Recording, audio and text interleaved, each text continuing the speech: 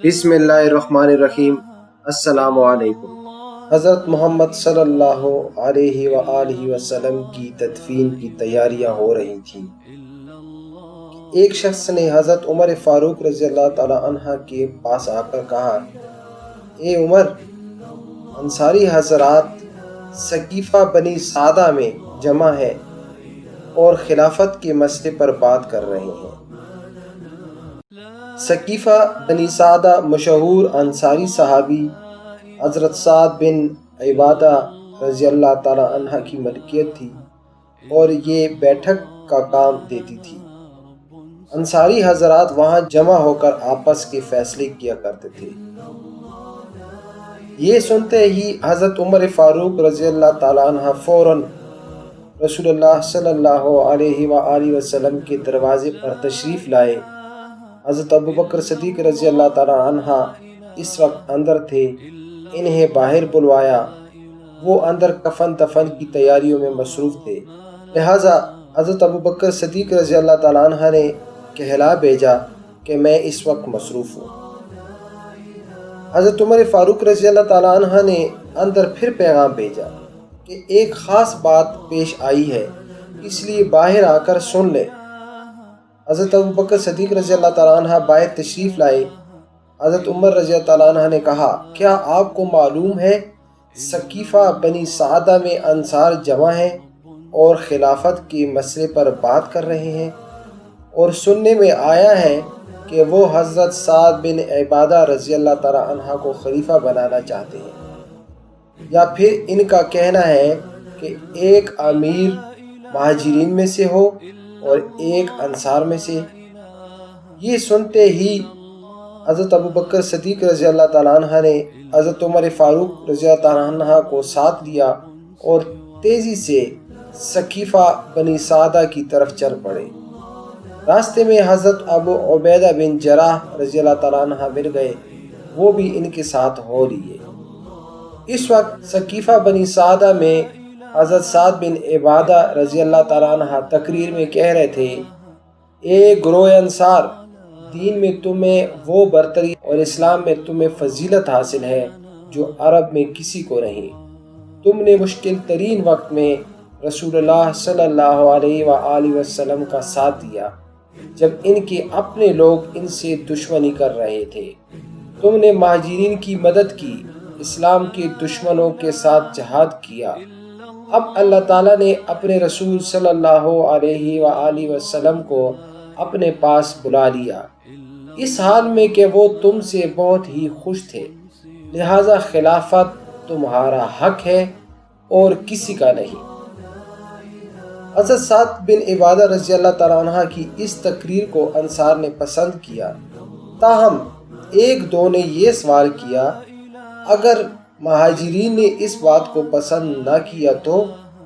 انصاری حضرات میں سے چند نے اس کا یہ جواب دیا، تب ہم یہ تجویز پیش کریں گے کہ ایک امیر ہم میں سے ہو اور ایک امیر تم میں سے ہو۔ حضرت سعد بن عبادہ رضی اللہ تعالی عنہ نے اس تجویز کو ناپسند فرمایا۔ اتنے میں حضرت ابوبکر صدیق رضی اللہ تعالی عنہ اور حضرت عمر فاروق رضی اللہ تعالی عنہ وہاں پہنچ گئے۔ حضرت عمر رضی اللہ تعالیٰ فرماتے ہیں کہ میں راستے میں یہ سوچتا آ رہا تھا کہ وہاں جا کر کیا کہوں گا۔ اپنی تقریر کا مضمون میں نے سوچ لیا تھا۔ وہاں پہنچ کر میں نے چاہا اپنی تقریر شروع کروں۔ میرا ارادہ بھانپ کر حضرت ابوبکر صدیق رضی اللہ تعالیٰ عنہ بولے، عمر ذرا صبر کرو، پہلے مجھے کہہ لینے دو، پھر جو تمہارا جی چاہے کہنا۔ پھر حضرت ابوبکر صدیق رضی اللہ تعالیٰ عنہ نے تقریر شروع کی تو وہ ایسی تھی کہ جو کچھ میں کہنا چاہتا تھا اس سے بھی زیادہ بہتر انہوں نے کہہ دیا۔ حضرت ابوبکر صدیق رضی اللہ تعالیٰ عنہ نے اس نازک ترین موقع پر تقریر میں فرمایا، اللہ تعالیٰ نے اپنی مخلوقات کے پاس محمد صلی اللہ علیہ وآلہ وسلم کو اپنا اور اپنی امت کا نگران مقرر کر کے اس لیے مبعوث فرمایا تاکہ صرف اسی کی پرستش ہو، اس کی وحدانیت ہو، حالانکہ اس سے پہلے لوگ اللہ تعالیٰ کے سوا مختلف معبودوں کی عبادت کرتے تھے۔ وہ دعویٰ کرتے تھے کہ یہ معبود اللہ کے یہاں ان کی سفارش کرنے والے اور نفع پہنچانے والے ہیں، حالانکہ وہ پتھر سے تراشے اور لکڑی سے بنائے جاتے تھے۔ اللہ تعالیٰ فرماتا ہے، اور اللہ کے سوا ایسوں کی پرستش کرتے ہیں جو نہ ان کو نفع پہنچا سکتے ہیں اور نہ نقصان، اور کہتے ہیں کہ یہ ہمارے معبود اللہ کی یہاں ہمارے سفارشی ہیں۔ رسول اللہ صلی اللہ علیہ وآلہ وسلم کا یہ پیام عربوں کو ناگوار ہوا اور وہ اپنے آبائی دین کے ترک کرنے پر آمادہ نہ ہوئے۔ اللہ تعالیٰ نے آپ صلی اللہ علیہ وسلم کی تصدیق کے لیے مہاجرین کو مخصوص فرمایا، اور وہ آپ صلی اللہ علیہ وآلہ وسلم پر ایمان لائے۔ انہوں نے آپ صلی اللہ علیہ وآلہ وسلم کے ساتھ ہر حال میں رہنے کے لیے بیعت کا وعدہ کیا، اور باوجود اپنی قوم کی ایذا رسانی اور تکذیب کے انہوں نے آپ صلی اللہ علیہ وآلہ وسلم کا ساتھ دیا، حالانکہ تمام لوگ ان کے مخالف تھے اور ان پر ظلم کرتے تھے، مگر وہ تمام لوگوں کے ظلم اور ان کی سازشوں کے باوجود اپنی کم تعداد سے بھی کبھی متاثر اور خائف نہیں ہوئے۔ اس طرح وہ پہلے لوگ ہیں جنہوں نے اس زمین میں اللہ تعالیٰ کی عبادت کی اور اللہ تعالیٰ اور اس کے رسول پر ایمان لائے۔ وہ رسول اللہ صلی اللہ علیہ وآلہ وسلم کی ولی اور خاندان والے ہیں، اور ان کے بعد اس منصب کے سب سے مقابلے میں وہی زیادہ مستحق ہیں، اور میں سمجھتا ہوں کہ ان کے اس حق میں سوائے ظالم کی اور کوئی ان سے جھگڑا نہیں کرے گا۔ اب رہے تم انصار، کوئی شخص دین میں تمہاری فضیلت اور ابتدائی شرکت اور خدمت کا انکار نہیں کر سکتا۔ اللہ تعالیٰ نے اپنے دین اور اپنے رسول کی حمایت کے لیے تمہیں پسند کیا، اور اسی لیے رسول اللہ صلی اللہ علیہ وآلہ وسلم تمہارے پاس ہجرت کر کے آئے۔ اس وقت بھی ان کی ازواج اور اصحاب تمہارے یہاں رہتے ہیں۔ بے شک مہاجرین کے بعد تمہارے مقابلے میں ہماری نظر میں کسی اور کی قدر و منزلت نہیں ہے، لہٰذا مناسب ہوگا کہ امیر ہم ہوں اور تم وزیر۔ ہر معاملے میں تم سے مشورہ کیا جائے گا، اور بغیر تمہارے اتفاق رائے کے ہم کوئی کام نہیں کریں گے۔ حضرت ابو بکر صدیق رضی اللہ تعالیٰ عنہ کی تقریر ختم ہوئی تو حضرت ابو عبیدہ رضی اللہ تعالیٰ عنہ نے ان لوگوں سے کہا، اے گروہ انصار، تم وہ لوگ ہو جنہوں نے سب سے پہلے دین کی حمایت کی، اب ایسا نہ کرو کہ تم ہی دین میں بگاڑ پیدا کرو۔ حضرت بشیر بن سعد انصاری رضی اللہ تعالیٰ عنہ نے بھی اسی قسم کے الفاظ کہے۔ ایسے میں حضرت ابو بکر صدیق رضی اللہ تعالیٰ عنہ بول اٹھے، یہ عمر ہے اور یہ ابو عبیدہ ہے، تم ان میں سے جسے چاہو امیر بنا لو۔ یہ دونوں فوراً بولے، اے ابو بکر رضی اللہ تعالیٰ عنہ، آپ کے ہوتے ہوئے ہم ہرگز اس منصب کو قبول نہیں کریں گے، کیونکہ آپ مہاجرین میں سب سے بزرگ ہیں، غار میں رسول اللہ صلی اللہ علیہ وآلہ وسلم کے رفیق رہے، اور نماز کی امامت میں رسول اللہ صلی اللہ علیہ وآلہ وسلم کے جانشین بھی بن چکے ہیں، اور نماز ہمارے دین کا سب سے بڑا رکن ہے۔ اس لیے آپ کے ہوتے ہوئے یہ بات کسی کو زیب نہیں دیتی کہ وہ امیر بنے۔ آپ اپنا ہاتھ بیعت کے لیے بڑھائیے۔ اب جو ہی حضرت عمر فاروق رضی اللہ تعالیٰ عنہ اور حضرت ابو عبیدہ رضی اللہ تعالیٰ عنہ بیعت کے لیے آگے بڑھے تو ان سے بھی پہلے حضرت بشیر بن سعد رضی اللہ تعالیٰ عنہ نے آگے بڑھ کر حضرت ابو بکر صدیق رضی اللہ تعالیٰ عنہ سے بیعت کر لی۔ پھر تو سب ہی بیعت کے لیے اٹھ آئے، ہر طرف سے لوگ آ کر حضرت ابو بکر صدیق رضی اللہ تعالیٰ عنہ کی بیعت کرنے لگے۔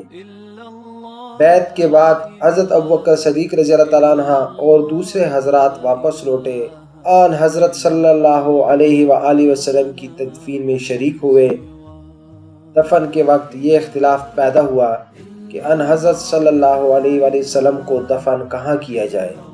حضرت ابوبکر صدیق رضی اللہ تعالی عنہ نے اس موقع پر فرمایا، میں نے رسول اللہ صلی اللہ علیہ وآلہ وسلم سے ایک حدیث سنی ہے اور میں اسے بھلا نہیں سکتا، اور وہ یہ ہے کہ اللہ کسی نبی کی روح کسی جگہ قبض کرتا ہے جہاں اسے دفن ہونا پسند ہوتا ہے، لہٰذا تم بھی ان حضرت صلی اللہ علیہ وآلہ وسلم کو یہیں دفن کرو۔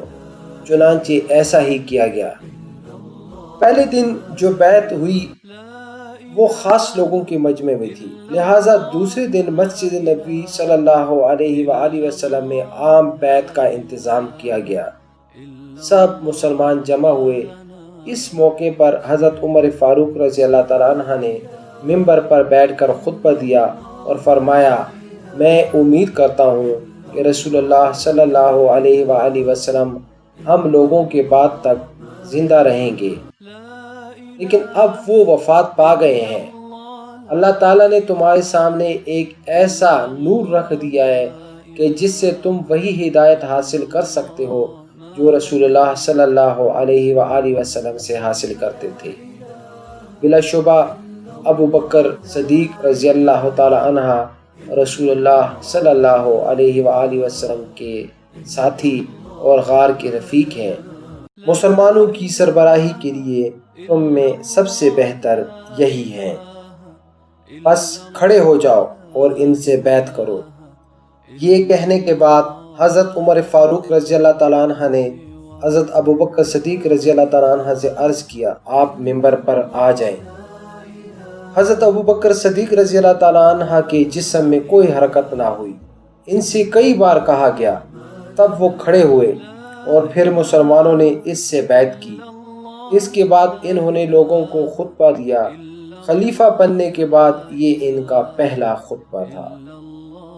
طبقات ابن سعد میں ہے کہ ایسا خطبہ پھر کسی زبان سے سننے میں نہیں آیا۔ حضرت ابوبکر صدیق رضی اللہ تعالیٰ عنہ نے پہلے تو اللہ تعالیٰ کی حمد و ثنا بیان کی، پھر فرمایا، لوگوں میں تمہارا امیر بنایا گیا ہوں، حالانکہ میں تم سے بہتر نہیں۔ بس اگر میں اچھا کروں تو تم میری مدد کرو، اور اگر برا کروں تو مجھے سیدھا کر دو۔ سچائی ایک امانت ہے اور جھوٹ خیانت۔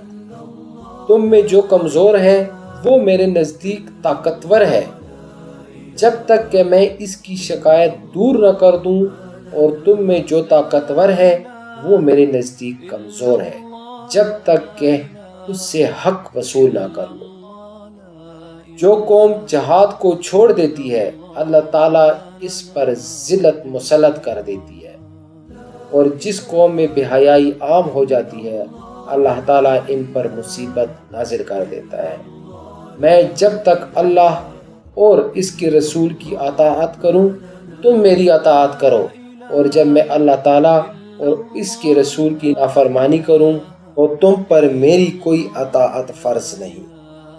اب نماز کے لیے اٹھو، اللہ تعالیٰ تم پر رحم فرمائے۔ سیرت اور تاریخ کی کتابوں میں یہ ذکر ملتا ہے کہ کچھ لوگوں نے اس دن حضرت ابوبکر صدیق رضی اللہ تعالیٰ عنہ سے بیعت نہیں لی تھی۔ ان میں سے ایک نام حضرت علی رضی اللہ تعالیٰ عنہ کا لیا جاتا ہے۔